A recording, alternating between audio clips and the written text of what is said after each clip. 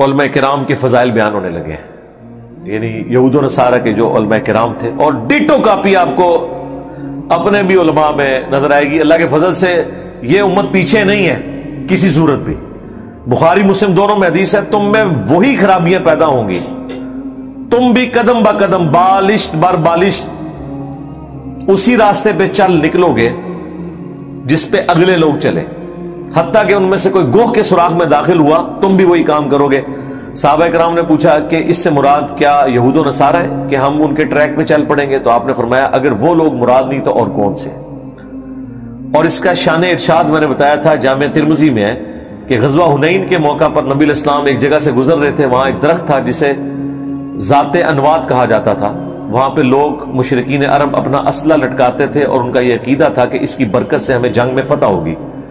تو چند صحابہ نے کہا یا رسول اللہ آپ ہمارے لیے بھی ایک درخت مقرر کر دیں جہاں پہ ہم اپنا اسلحہ لٹکائیں اور برکات حاصل کریں۔ نبی علیہ السلام فرمایا سبحان اللہ، آج تو تم نے وہی بات کر دی۔ یہ معذوف تھا عما یشرکون، اللہ پاک ہے اس شرک سے جس کی طرف اب تمہارا خیال چلا گیا، تم نے تو وہی بات کر دی جو موسیٰ کے ماننے والوں نے کی۔ پھر نبی علیہ السلام نے سورۃ الاعراف کی آیت نمبر 138 کی تلاوت کی کہ جب موسیٰ علیہ السلام اپنے ساتھیوں کے ساتھ، پیغمبر موجود ہیں، ایک جگہ سے گزرے، انہوں نے دیکھا کہ بعض لوگ بتوں پر دھیان کیے ہوئے، اعتکاف کیے ہوئے بیٹھے ہیں، تو انہوں نے کہا اے موسیٰ علیہ السلام آپ ہمارے لیے بھی اللہ کا کوئی بت مقرر کر دیں کہ ہم اس پہ دھیان کریں۔ دیکھیں یہ دھیان والا سلسلہ بھی آپ ہندوؤں میں دیکھ لیں، وہ کہتے ہیں ہم بھی اسی بھگوان کو مانتے ہیں، وہ ایک ہے، یہ دھیان کرنے کے لیے ہم نے اسٹیچو بنائے ہوئے ہیں۔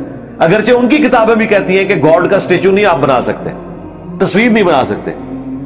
تو موسیٰ علیہ السلام نے کہا تھا اس جاہل قوم سے میں اللہ کی پناہ میں آتا ہوں۔ تو نبی علیہ السلام نے فرمایا تم نے تو وہی کام ڈالا ہے۔ حالانکہ صحابہ کرام نے کسی درخت کی پرستش نہیں کی، صرف ایک مشورہ برکات کے لیے۔ نبی علیہ السلام نے کدھر جا کے اسے جوڑا ہے؟ اور یہ صراحتاً شرک اور کفر دیکھتے ہیں اور کہتے ہیں یہ تو آیتیں جو ہیں وہ جی مشرکین عرب کے بارے میں، ہمارے بارے میں تو ہے ہی نہیں ہے۔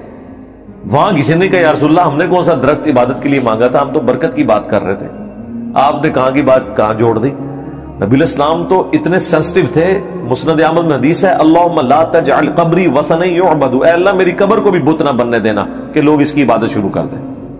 اپنی قبر کو بت کہہ دیا حضور نے کہ اگر میری قبر کو بھی کوئی سجدہ گاہ بناتا ہے گویا کہ مجھے بت بنا لیا اس نے۔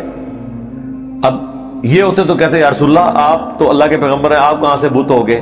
یہ تو بتوں والی آیات آپ اپنے اوپر کیوں لگا رہے ہیں؟ دیکھا نا این جی کہانی کرا دینے نا، ٹھیک ہے۔ تو حالانکہ وہ بتوں والی آیات نہیں ہے، وہ بخاری میں ہے کہ خوارج کافروں والی آیات مسلمانوں پہ لگاتے تھے، یعنی صحابہ کرام مسلمان تھے اور وہ صحابہ کو کافر کہتے تھے، اور معذرت کے ساتھ اس وقت مسلمانوں کو کافر یہی لوگ بنا رہے ہیں۔ جب کہہ رہے ہیں یہ گستاخ رسول ہیں تو کافر ہی کہہ دیا نا، جب کہہ دیا یہ مشرک ہیں تو کافر ہی کہہ دیا۔